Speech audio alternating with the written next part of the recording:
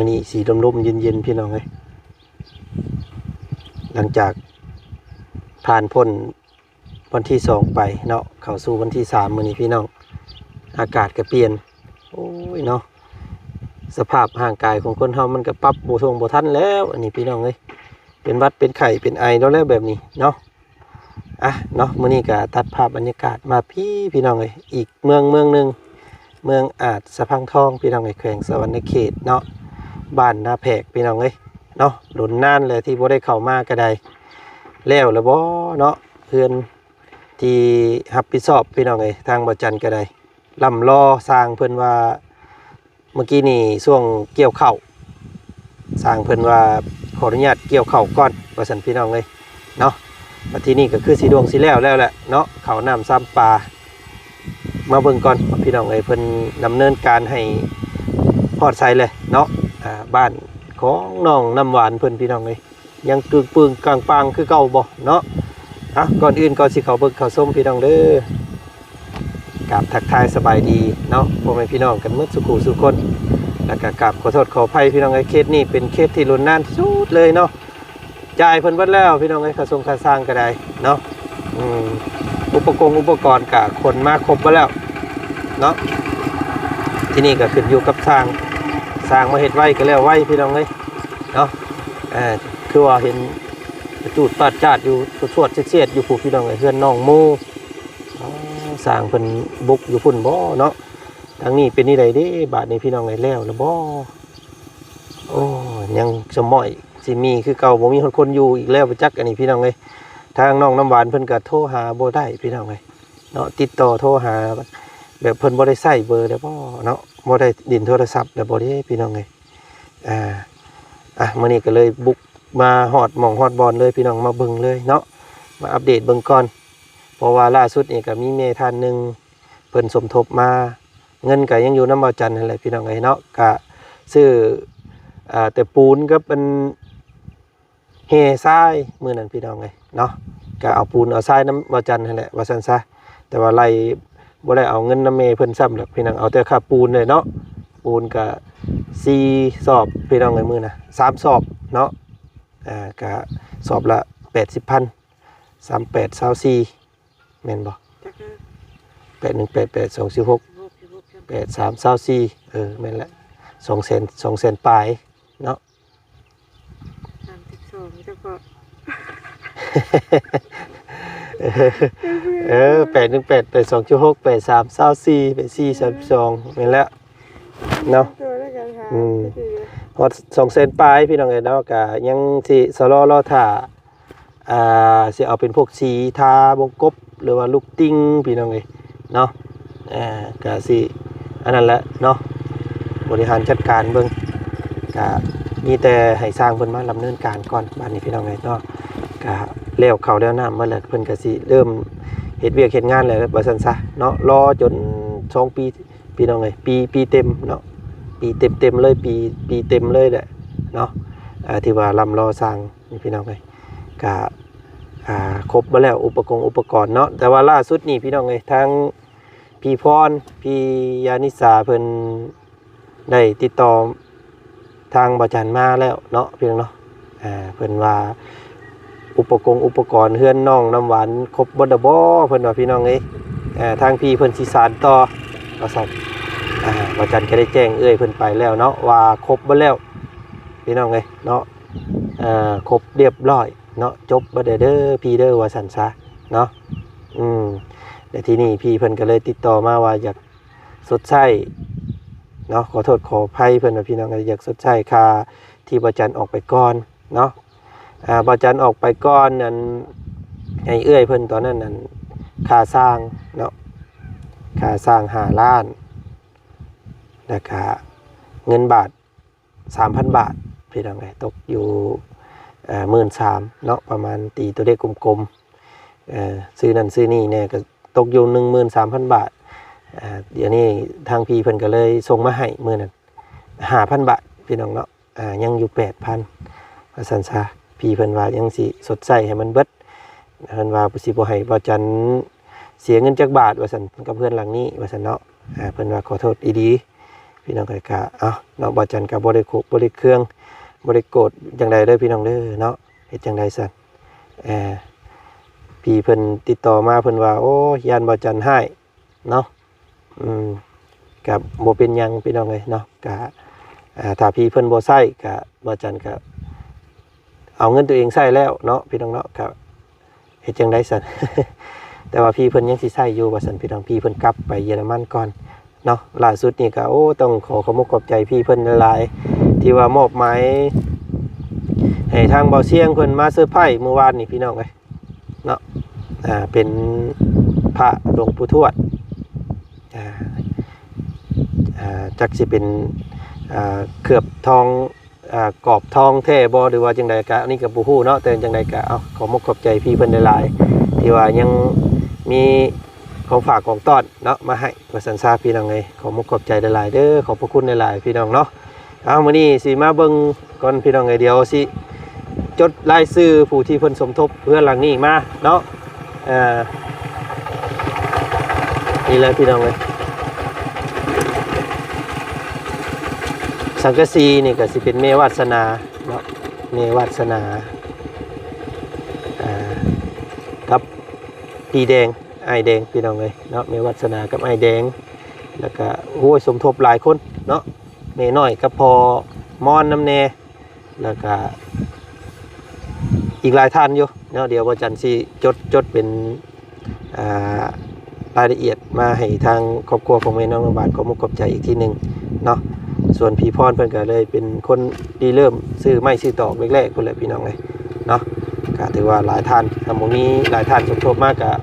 เฮ็ดบ่เฮ็ดเฮือนหลังนี้ได้เนาะพี่น้องเนาะก็อาจสิบ่แล้วแต่ว่าตอนนี้มาเบิ่งก่อนโอ้คือยังคือปึงคือเก่าแท้เนาะบ้านนี้พี่น้องเอ้ย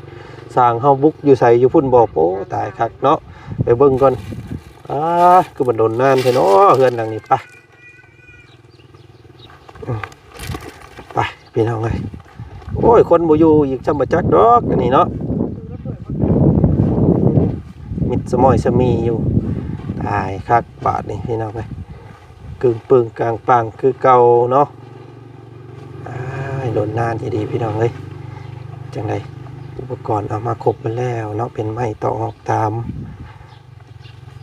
โอ้ยบ่อยู่เพิ่นบ่อยู่เฮือนเนาะตายแล้วไปทางใดเด้บาดนี้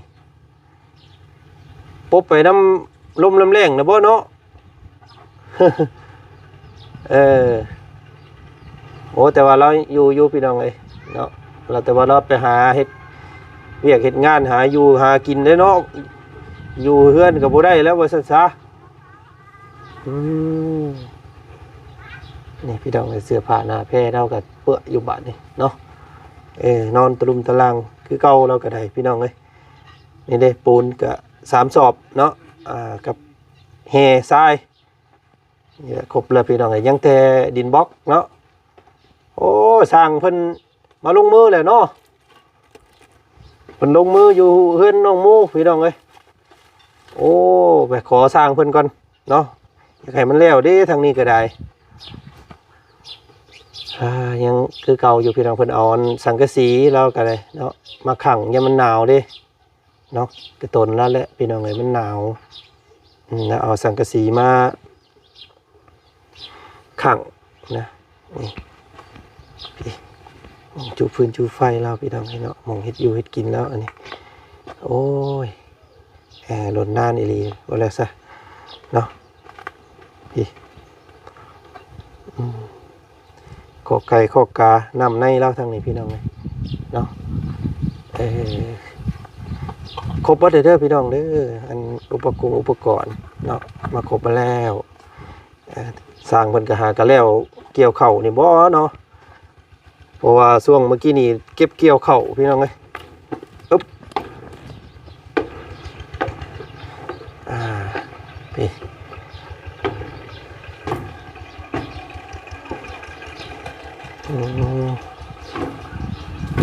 นี่ดิเป็นศาสตร์เป็นใบประตูเนาะเอามาครบไปแล้วพี่น้องเอ้ย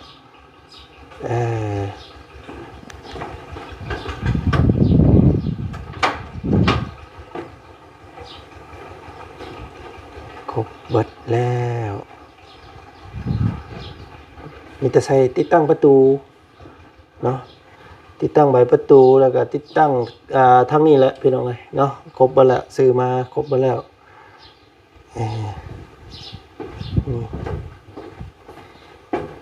ก็ถือว่าเสร็จสมบูรณ์แล้วพี่น้องเลยเนาะถ้าติดตั้งไว้ประตูเข้าไปนี่ก็ถือว่าสำเร็จเนาะแต่ว่าสร้างเพิ่นยังบ่ทันมาเฮ็ดเทื่อโอ้ยเนาะไปอ่อนไปวอนเพิ่นอีกก่อนพี่น้องในทางนี้ก็ได้เนาะ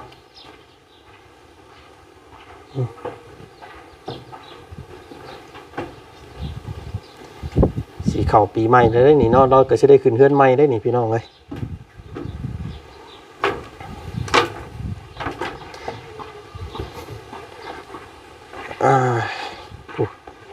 ทางสร้างเพิ่นเฮ็ดอยู่ทั้งนั้นเนาะ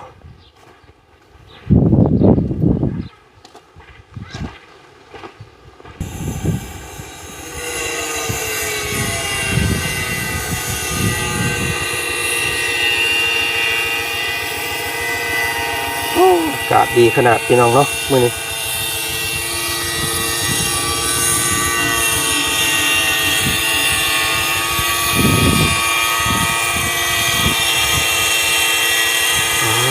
โตเฮือนเรางามดีกว่านี่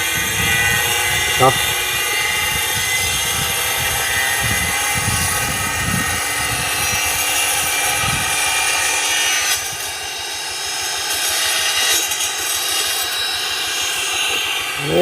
ทางนี้พี่น้องไงค่อนกรุกกลัวอยู่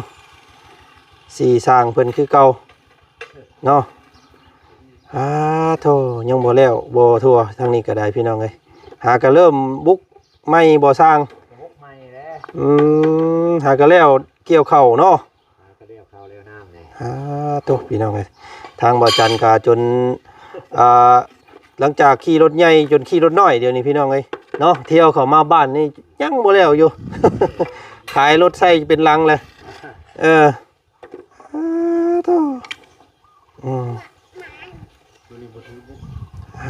เนาะเพิ่นกำลังใส่อันนี้บ่ใส่อันกะโลเนาะติดกะโลยังกะว่าประมาณอีกจักมื้อเด้อยู่นี่เนาะสร้างอีก2 มื้อสำเร็จอยู่นี่เนาะ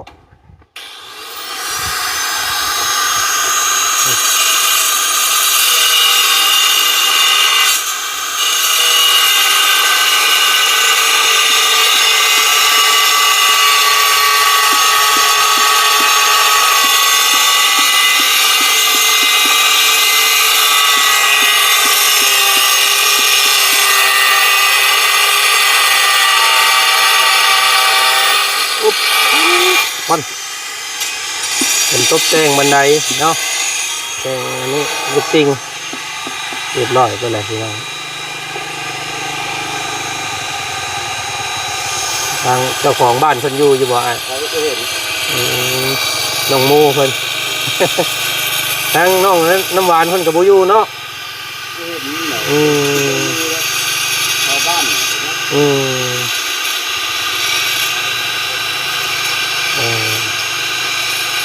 เรียกแต่งานแล้วเนาะอยู่กัน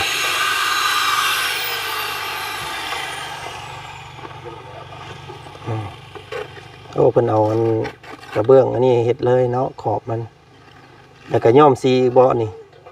ลูกติงเพิ่นย้อมได้เนาะงามเด้อเฮือนเราบ้านสำเร็จเนาะ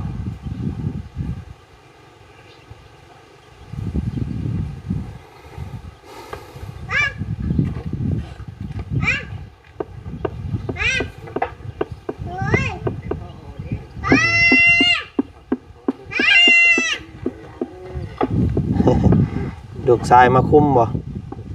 ลูกชายมาคุมเลยโอ้ยังโบแตกกันยังโบแตกกุ่มเนาะสีสร้างคือเก่าหน้าเก่าหน้าเดิมนึกว่าแยกกุ่มกันเลยยังโบแยกอยู่เนาะ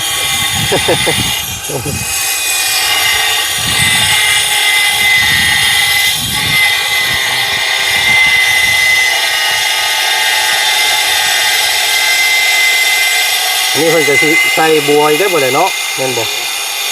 บัวใส่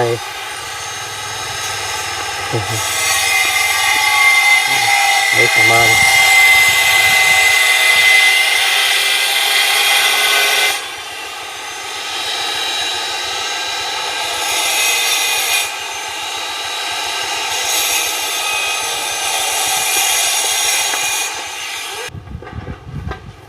อันเพื่อนน้องน้ำหวานได้อ้ายจักมื้อใดบัดนี้สิไปลงมือเฮ็ดเนาะ เช็ดปุ๊บนี่ก็ต่อเลยต่อ คาดว่าอีกประมาณจักมื้อเนาะอยู่นี่2มื้อเนาะ ก่อนยังไม่ใช่แต่ยาแนว อ๋อยอดยาอย่าแนวถ้าสีบ่ได้มีบ่อยู่นี่อ๋อ ราศียัง ยังบ่ทันยังรองบเนาะ คนนี้แหละ เดี๋ยวสิได้อันว่าสิได้แล่นมาเบิ่งนะพี่น้องเอ้ยเนาะสิได้ซื้อในอยู่ในกินมาให้ เอามือไหนออกบ้านเลย อืมโทรบอกเด้อโทรบอกเฮาเด้อเฮาสิได้ซื้อแนวกินมาให้เนาะคำว่าเฮ็ดอยู่หั่นจักมื้อคาดว่าสิแล้วติดประตูก็มื้อนึงเนาะ โอ้ยเลยบ่มือหนึ่ง บ่แล้วบ่ ประตูนี่จะ ตัว ซ่า นี้ชาเลย เพราะว่ามันต้องได้ ปลาในมือหนึ่งแล้ว คำว่าน่าจะ2-3 มื้อนะเนาะ ประมาณนี้นะ เทื่อบันไดมันยังเด้เนาะ ซ่าทั้งตัวนี้นะ บันไดกับอันนั้นอันบันไดนี่อันนั้นยังบ่ได้ซื้อนั้นมาให้ได้นี่เนาะลูกอันนั้นบ่ ติ่ง เอโมบ่อันนั้นดินบล็อกเนาะประมาณจักก้อนอ้ายเศษฐานมันบ่ได้ให้สูงนะเอา2ขั้นนะ2ขั้นลงมาธรรมดาก็ได้แหละ น้องมันก็จะคือประมาณ30บ่ประมาณ30ก้อนพอบ่สิเอามาลองประมาณ30เนาะสิได้แล่นเบิดมือซุมเจ้าลงมือเดี๋ยวเฮาสิได้ซื้ออันนั้นมาให้กับรอรถนี่รถตัวเองซื้อมาเพราะอันมันบ่ดีเอาไปเปลี่ยนพี่น้องเอ้ยเนาะไปเปลี่ยนเป็นเดือนเนี่ยยังบ่ได้ขี่อยู่เสียเงินซื้อรถบ่ได้ขี่เนาะอืม อันนี้ก็ยังโต แล้วเนาะ ยาแนวแบบนะ อีกมือหนึ่ง2 มือแล้วอยู่นี่ก็ได้พอดีแล้วสันเนาะพอดีก่อนสิขึ้นไปทั้งเซโปนก็สิได้แวะมาหาทั้งสร้างเพิ่นก่อนอีกประมาณวิทย์บุญนั้นบุญธาตุอีกหั่งเนาะบ่ได้ไปดินน้ำหมู่บ่สร้าง มันไก่เนาะก็มันไก่แน่คนละเมืองเลยพี่น้องเอ้ยติดแค่นี้นกก็ไม่ต้องมาได้ตั้งแต่นี้แ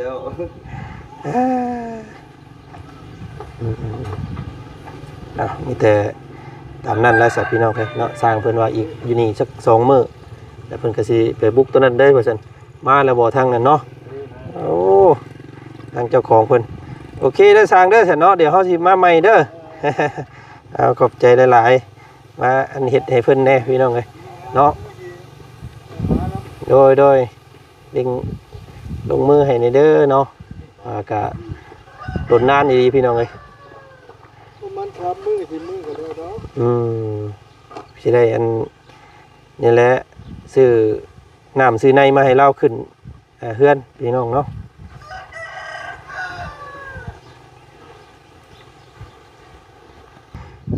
พี่น้องโอ้บ่ได้เห็นกันแต่โดนเนาะตัวปีหนึงเข้าขึ้นเล่าเห็นกันเทื่อนึงเนาะ มาแต่ไสนี่ มาแต่เอาข้าวไปหุงสี ใช้ใส่ลูกๆไปทางไหนเบิดเลย ในบ้าน เอามือผากน้ำเฮือนในตู้พุ โดยข้าวในบ้านญาติพี่น้องมา โอ้เพิ่นมาแต่ไส มาแต่บ้านเมียเพิ่น ก็เลยเอาเมื่อดินน้ำเพิ่นอยู่พุ่น โดย โอ้ยมาโหลดฝากขนมไว้คือเก่าเด้อหันมาให้บักหำน้อยเพิ่น โดย มานี่แหละตามเบิ่งเรื่องสร้างเรื่องหยังนี่แหละพี่น้องไอ้เพิ่นคุยกับเพิ่นแล้วเมื่อกี้นี่เพิ่นว่าอีก2 มื้อ โดย เนาะพุ่นแหละบัดมื้อเพิ่นมาเฮ็ดแต่ก็เอาสิได้ซื้อในอยู่ในกินมาให้เนาะยันว่าซุมเจ้าหาอยู่หากินบ่ทวงบ่ทันเพิ่น โดย ก็มีงบแม่เพิ่นอยู่เนาะเพิ่นฝากมาให้ซื้อแห่ซื้อทรายตอนนั้นบ่จันก็เลยคนแต่แห่ทรายมาถิ่มไว้เห็นอยู่บ่ยังอยู่บ่ปูนปาน เห็นอยู่ จะว่ามันแข็งมาเลยบ่จัก แข็งเบาตัวนั้น เออ ดอกไป ตัวอันว่า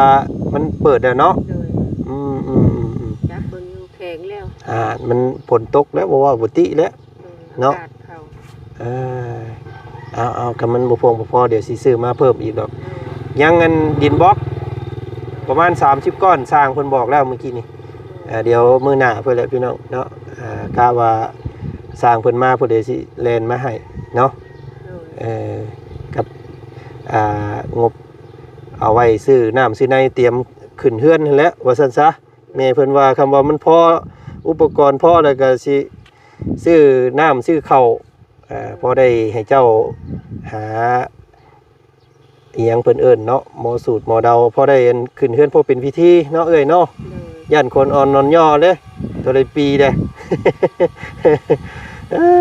เนาะคือสิได้ขึ้นอยู่ดอกปีนี้เนาะ โดย อดอีกจักหน่อยใกล้แล้วแหละพี่น้องเอ้ยสร้างเพิ่นว่าก็หากันแล้วเกี่ยวข้าวเกี่ยวน้ำแล้วก็มาบุกเพื่อนน้องหมู่เพิ่นว่าซั่นอีก2มื้อเพิ่นว่าคือสิแล้วอยู่หั่นแล้วเพิ่นก็สิต่อให้เจ้าเลยเพิ่นว่าพี่น้องเอ้ยเอาเดี๋ยวสิตามงานให้อีกเนาะอันนี้ก็ขอโทษหลายๆบ่มีรถ โดย จากขี่รถใหญ่จนขายรถใหญ่เลยมาเฮือนเจ้านี่บ่ไหวแล้วพี่น้อง เนาะเบิดขายรถ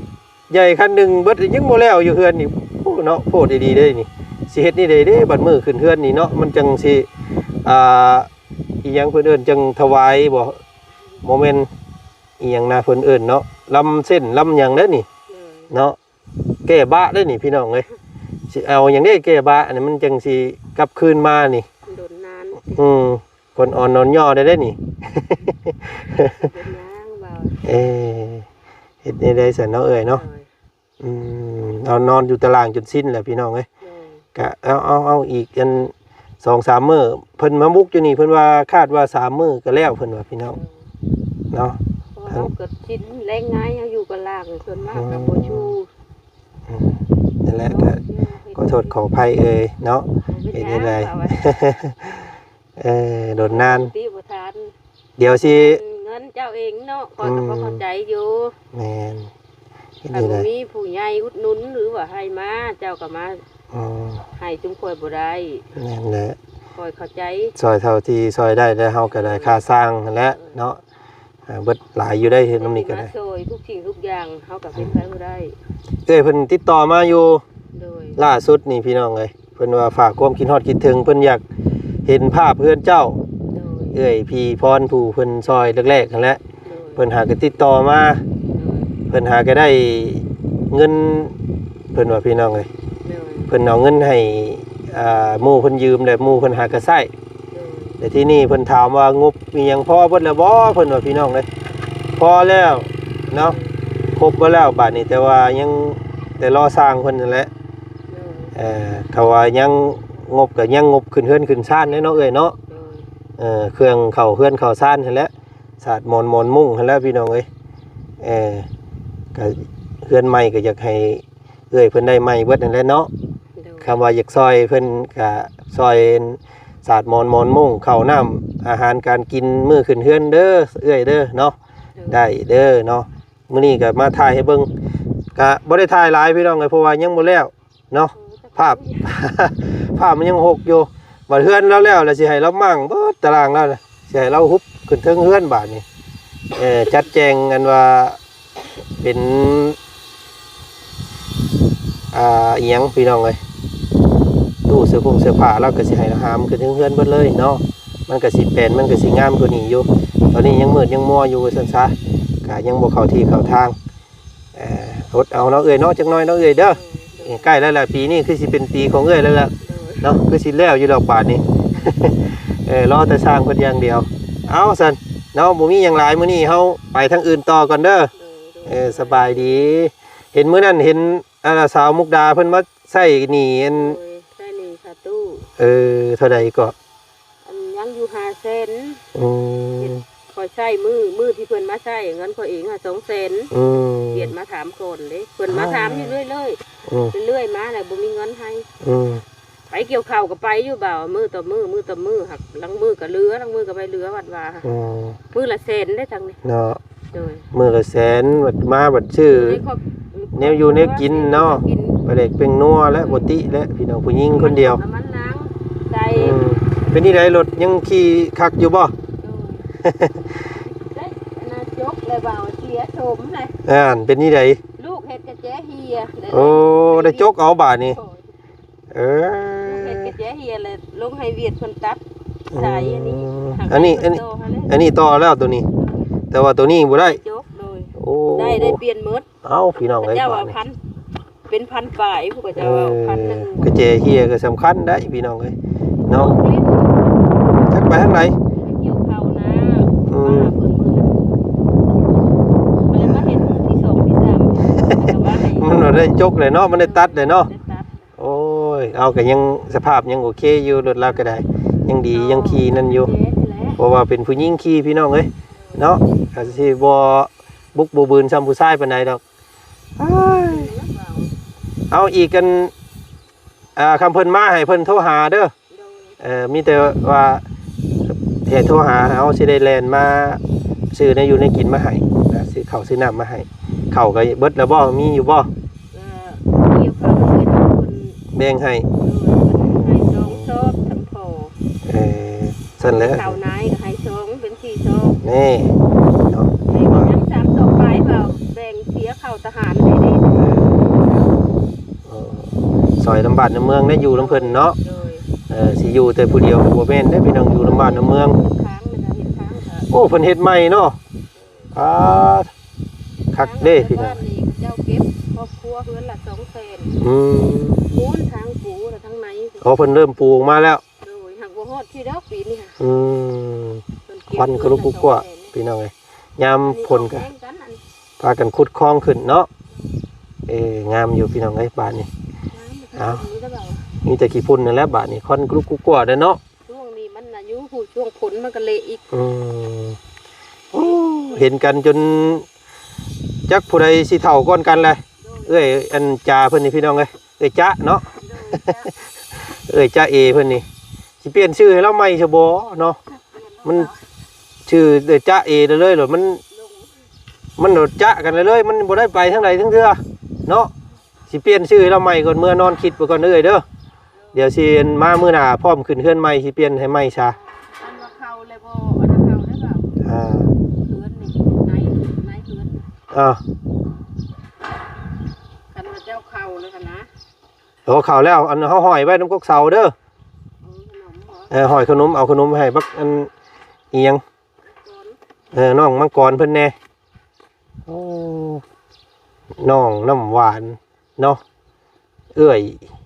จะมันคนละแนวกันเลยกับลูกมันจึงบ่เข้ากันไปจักเนาะซื้อให้เราใหม่ก่อนบาทนี่พี่น้องเอ้ยเอาตั้งชื่อให้เราเด้อพี่น้องเด้อ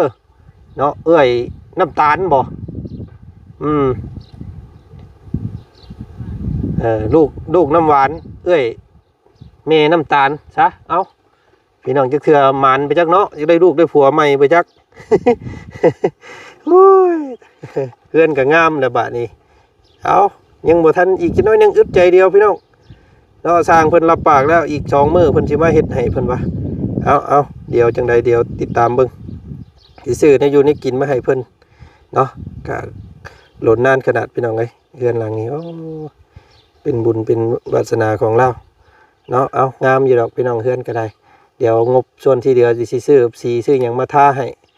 ใบประตูประต่างเนาะลูกติ่งมาสั่นซะไปเจอกันใหม่สบายดีเนาะ